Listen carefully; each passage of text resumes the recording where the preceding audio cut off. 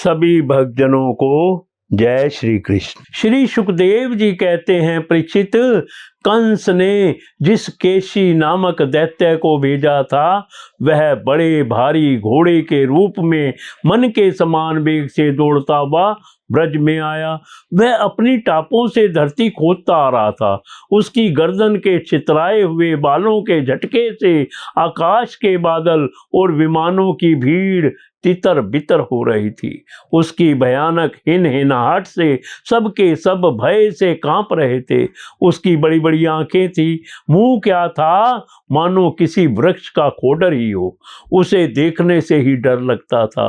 बड़ी मोटी गर्दन थी, शरीर इतना विशाल था कि मालूम होता था काली काली बादल की घटा है। उसकी नीयत में पाप भरा था। वह श्री कृष्ण को मारकर अपने स्वामी कंस का हित करना चाहता था। उसके चलने से भूकंप होने लगता था।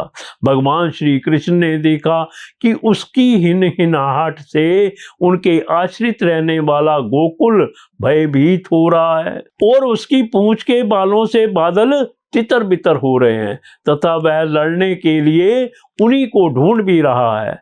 तब वे बढ़कर उसके सामने आ गए और उन्होंने सिंह के समान गरज कर उसे ललकारा। भगवान को सामने आया देख वह और भी चिढ़ गया तथा उनकी ओर इस प्रकार मुंह फैलाकर दौड़ा मानो आकाश को पी जाएगा।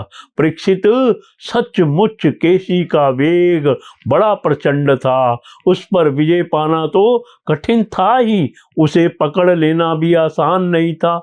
उसने भगवान के पास पहुंचकर दुलत्ती झाड़ी, परंतु भगवान ने उससे अपने को बचा लिया। भला वह इंद्रियातीत को कैसे मार पाता।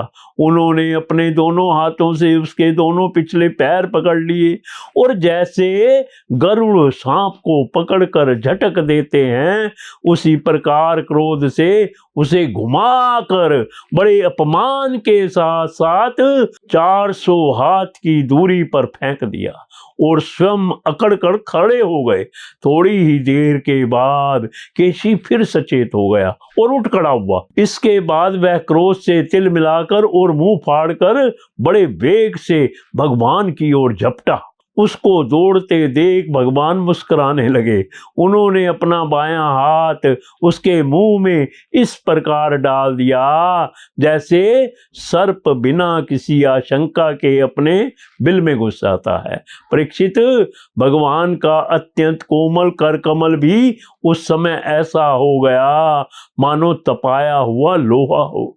उसका स्पर्श होते ही केशी के दांत टूट टूट कर गिर गए और जैसे जलोदार रोग अपेक्षा कर देने पर बहुत बढ़ जाता है वैसे ही श्री कृष्ण का भुजदंड उसके मुंह में बढ़ने लगा। अचिंत्य शक्ति भगवान श्री कृष्ण का हाथ उसके मुंह में इतना बढ़ गया कि उसकी सांस के भी आने जाने का मार्ग ना रहा। अब तो दम घुटने के कारण वह पैर पीटने लगा।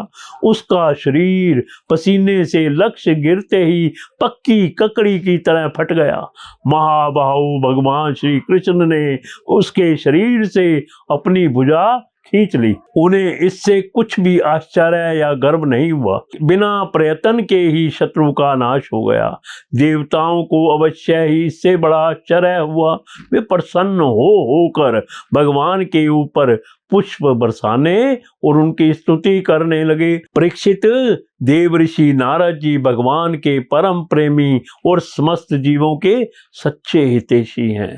कंस के यहाँ से लौटकर वे अनायास ही अद्भुत कर्म करने वाले भगवान श्री कृष्ण के पास आए और एकांत में उनसे कहने लगे, हे सच्चिदानंद स्वरूप श्री कृष्ण, आपका स्वरूप मन और वाणी का विषय नहीं है।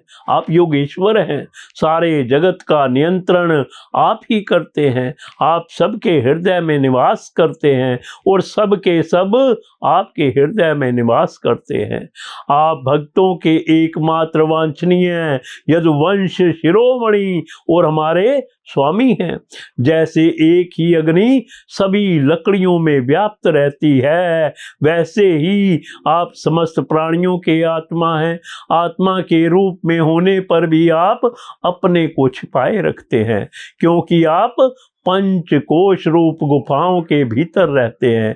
फिर भी पुरुषोत्तम के रूप में, सबके नियंता के रूप में और सबके साक्षी के रूप में आपका अनुभव होता ही है। हे प्रभु, आप सबके अधिष्ठान और स्वयं अधिष्ठान रहित हैं। अपने सृष्टि के प्रारंभ में अपनी माया से ही गुणों की सृष्टि की और उन गुणों को ही स्वीकार करके आप जगत की उत्पत्ति, स्थिति और प्रलय करते रहते हैं। यह सब करने के लिए आपको अपने से अतिरिक्त और किसी भी वस्तु की आवश्यकता नहीं है, क्योंकि आप सर्वशक्तिमान और सत्य संकल्प हैं। वहीं आप दैत्य, परमार्थ और राक्षसों का, जिन्होंने आजकल राजाओं का वेश धारण कर रखा है, विनाश करने के लिए तथा धर्म की मर्यादाओं की रक्षा करने के लिए यदुवंश में अवतीर्ण हुए हैं। यह बड़े आनंद की बात है कि आपने खेल ही खेल में घोड़े के रूप में रहने वाले इस केशी दैत्य को मार डाला। इसकी हिनाहट से डरकर देवता लोग अपना स्वर्ग छोड़कर भाग जाया करते थे।